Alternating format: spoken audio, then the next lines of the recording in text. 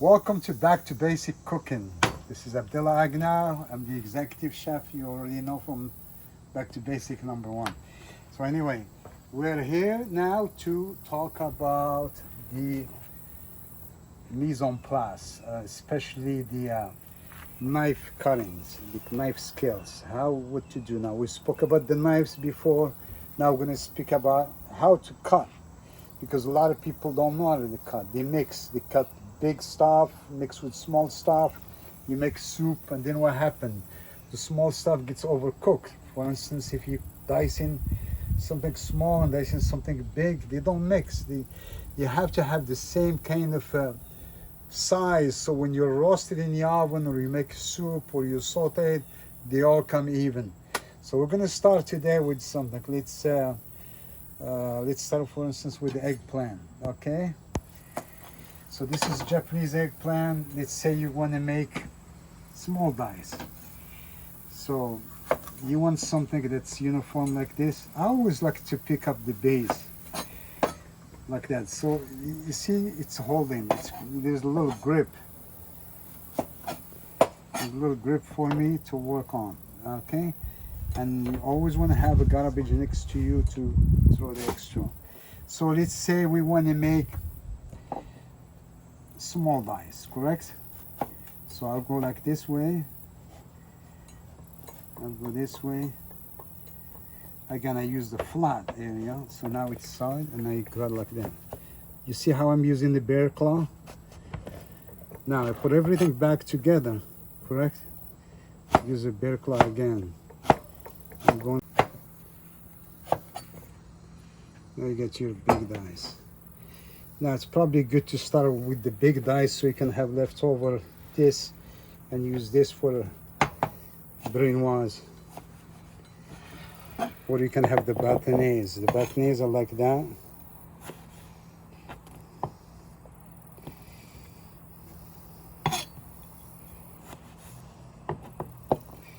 So these are the vegetable cuts. You got the large dice, you got the medium dice, small dice, brunoise, you got the batonnets. And then the leftover, like scrap and things like that, you can either chop it up, use it in the soup, in the stock. The stock is not very important that the vegetables are the same size, because you're not going to serve those vegetables in the stock. The stock, you're just going to put all the vegetable, all leftover, get the flavor. So it's okay if something is overcooked or undercooked, because really what you're looking for is the bouillon, that stock you're going to strain. You're going to use something like this, strain your stock, and then you're going to use the liquid. So whatever it's here end up in the garbage, so it doesn't matter. Now these are like the dice. Again, we're going to put them here so you get to see the botany. And then we're going to save this or throw it away if we don't need. Okay, let's say now we want to do a chiffonade. Chiffonade can be, let's say we take leaves. This is baby bok choy. Let's say we want to use the chiffonade leaves.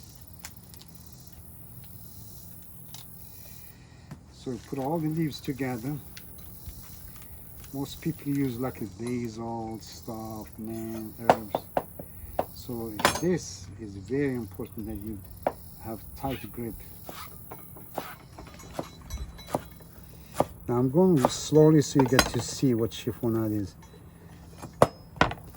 And also I got my table is shaking here, so I got to make sure it's holding very well. So you push it like that. Again, rocking motion. Okay, this is your chiffonade cut. This can be used for a lot of garnishes and things like that. But there are vegetables that already have layers of items that you can actually use as a chiffonade. Let's look at this leek, for instance.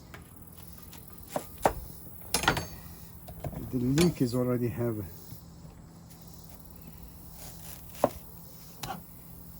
layers of stuff, so you can actually just take the inside out. All right, I put it here. And the leek you can actually fry, it became very crispy.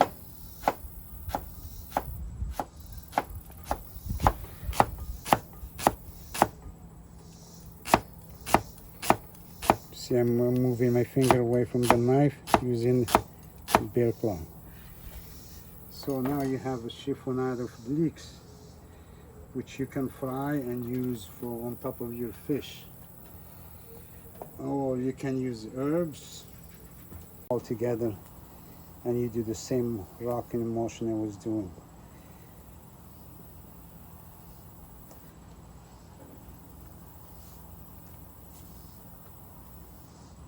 Very important to know how to do this vegetable cuts, because it saves you a lot of time, uniform, and then your food looks good.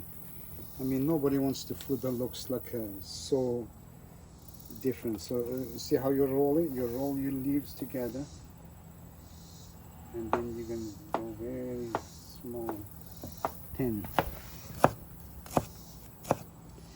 This is good for dessert, for ice cream or something like that. Get the fresh mint. Voila, a little garnish. And it smells so good. Oh my God. There's nothing better than something you get from your garden. Now let's not forget to clean up. Very important.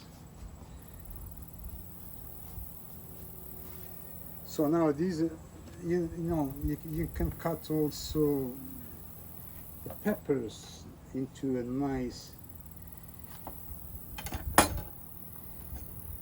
let's say, what we don't have here is julienne. So julienne is missing, so I'm going to do like some kind of julienne vegetables. So when you do the julienne, you want to, let's say the pepper, you want to cut the inside of the pepper like that. Just be careful with the knife. You better to go away if you don't have experience like that, away from your body. And you get all that white membrane out. Okay, now you turn it around, watch. Again, a rocking motion.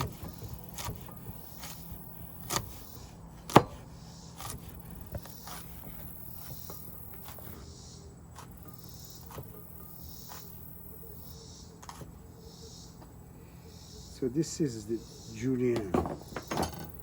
Very thin cut. You got the batonnet here, and you got the julienne next to it. So these are our knife cuts. And of course you can do the other things, let's say for instance with corn.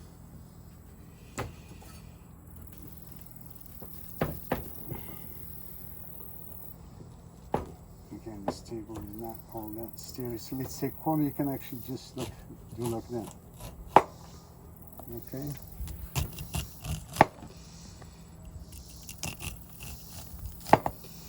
So that's the corn right here. And you can roast this in the oven or saute it in hot oil, hot pan with some garlic, and it gets wonderful.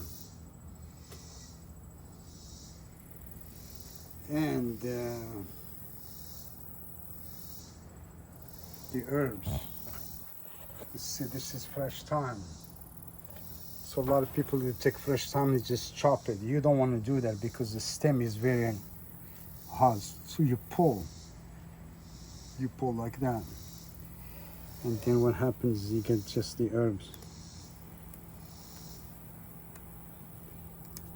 Then you don't have to use this stem. This you can put in soups or stocks or bouillon. And then if you want to chop rosemary, then you can chop it up. Again, a rocking motion. A lot of people like to chop herbs, this kind of stuff. For me, it doesn't do it. I love my knife. I like to do a lot of things with the knife.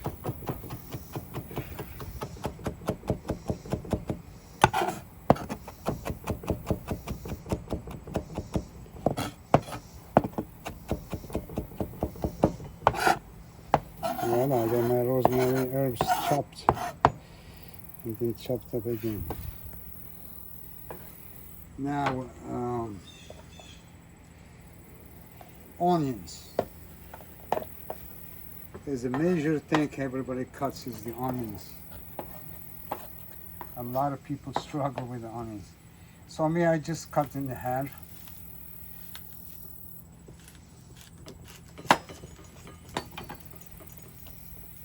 And it's always easy when you cut like that. And then you cut this here. So it's easy to peel like that. I peel it.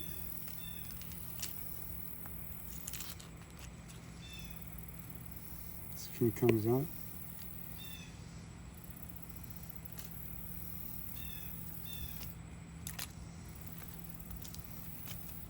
You just do it with a knife too. Now get your onion here.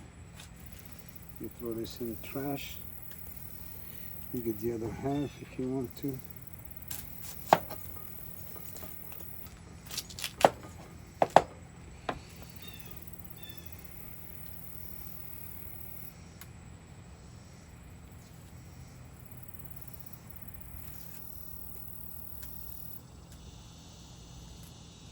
Kitchen is very good to be organized and have your trash next to you. You don't want anything. Also make sure you have water always nearby in case.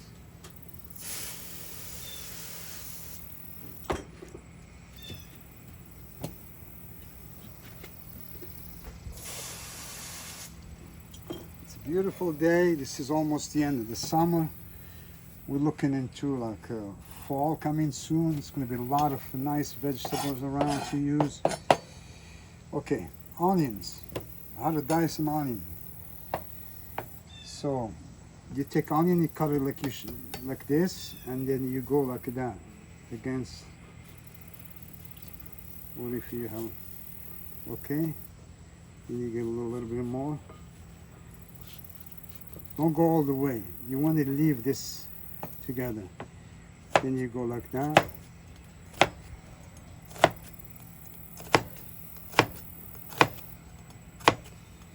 I have some cooks in my kitchen that do this so fast, it's unbelievable, because that's what they do all day. So as executive chef, I don't get to do this as much anymore, attending all the meetings and stuff. But you can see, this is 1/4 of an inch. It's like a small dice, all uniform onions. Now, if you want to do like julienne onions, we just slice them up. We can go either way. This way here.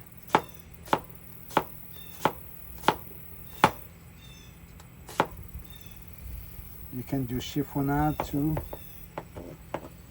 because everything.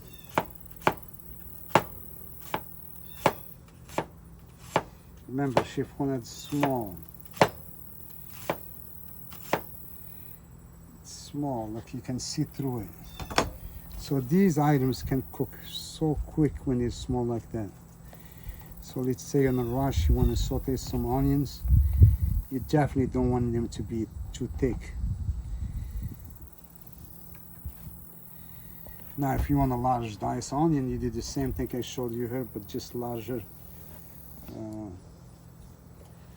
You know, just using.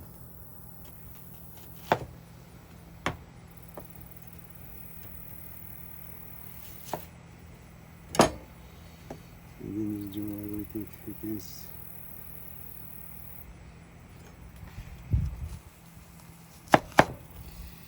There you go, you got the large dice. So this is the kind of mise en place you want. Also the fruits, a lot of people, we're going to use a different cutting board just for you to push this away.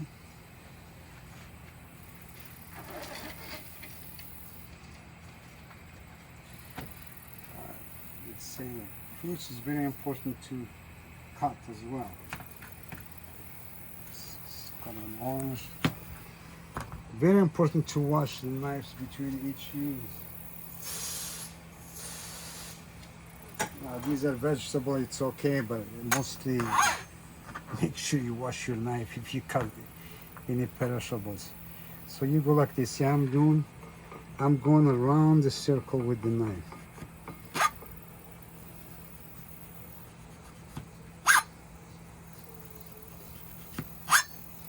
So we're gonna make orange segments.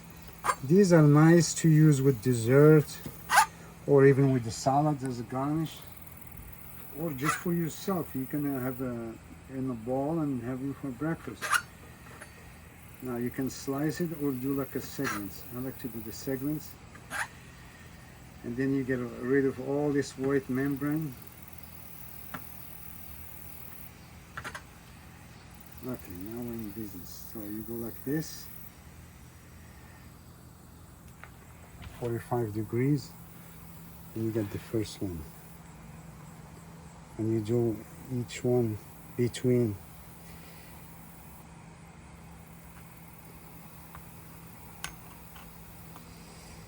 And then you keep going.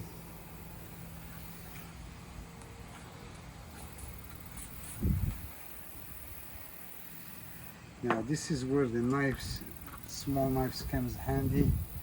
When you do something like this, you use the paddle knife. It's much faster.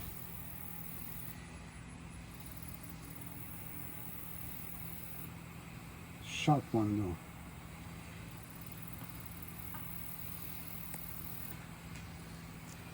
I have such a bad habit always using a sharp knife, but again, it's good to practice and use other tools.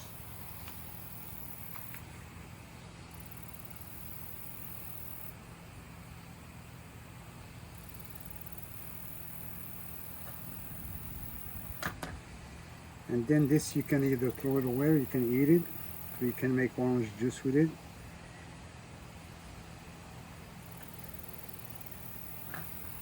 I'm going to keep it for later on. So you get the orange cut. Now when you're cooking for somebody, you got to make sure you use gloves. You can fan this up and put a little chocolate around here.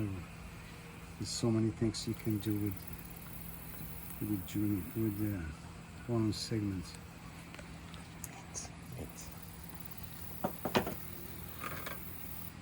Alright, trash is done.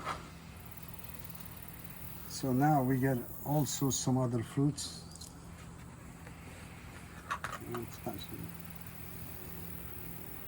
Stone fruits. Sometimes you wonder how they're going to do it. So you cut it like that, you turn it around, and then you get segments.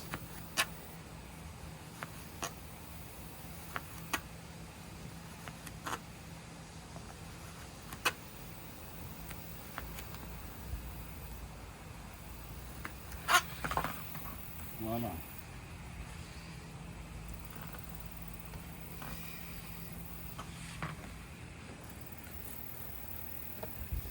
Then of course herbs, like herbs, you can either chop them or can take your time and peel the leaves. It all depends what you're going to do. Like with the mint, what are you going to do with it? Are you going to use it for tea infusion? If you're going to use it for tea, I don't cut everything. I just get rid of the large stems and I keep the tops. So I get rid of this, I don't need it because it's too strong. And I just keep the leaves for infusing.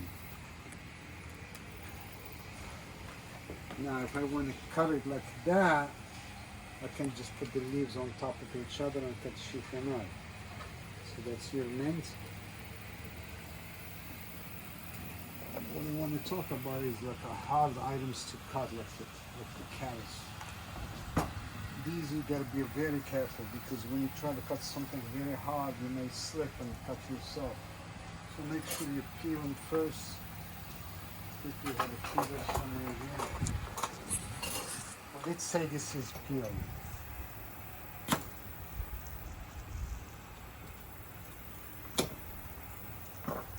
Again, remember, you want it to be steady. So I do that, why? Because now I have a steady surface. I got another steady. So I get a good grip of this. So imagine I'm making a soup. I want to be all the same size.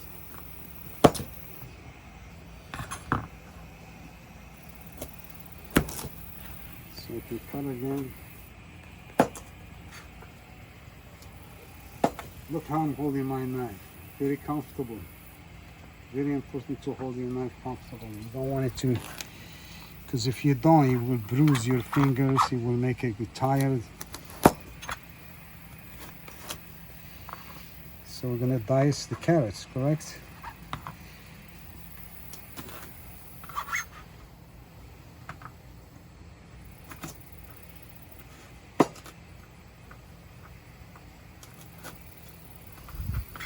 Always want to keep your eye on what you're doing. You don't want to be cutting and talking, hey, how you doing, Jamal, what's up?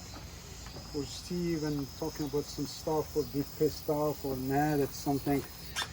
This is a serious stuff. You're cutting your things, you got to pay attention to what you're doing. Nice vegetable cuts is very important. It's beautiful. Now these can be just sauteed with some butter and stuff like that. You can use this vegetable. Or you can use them in the soup. If you want to use it in the soup, for instance, you want to dice the same size. Same size.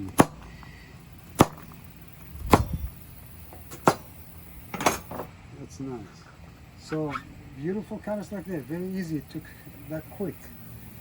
So, and we didn't talk about the garlic here. I think everybody by now must know about how to do the garlic. You just gotta smash it a little bit. So I just turn it like that. Oh, I went too far. That's why a good cutting board is very important to have. Okay, so now smash it a little bit and then you peel it. You get rid of it. There's many ways to do this. Me, I like to do like this so it still hold, because the reason why I like to see my garlic very cut small like that. Instead of chopped, I like more like a kind of chiffonade garlic. Very thin.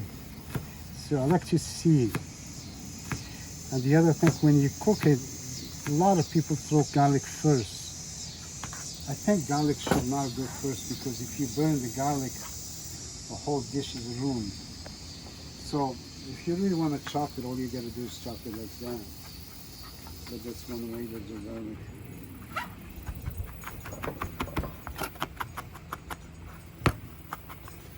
Always got to be careful when you do this, because you can easily cut your hand.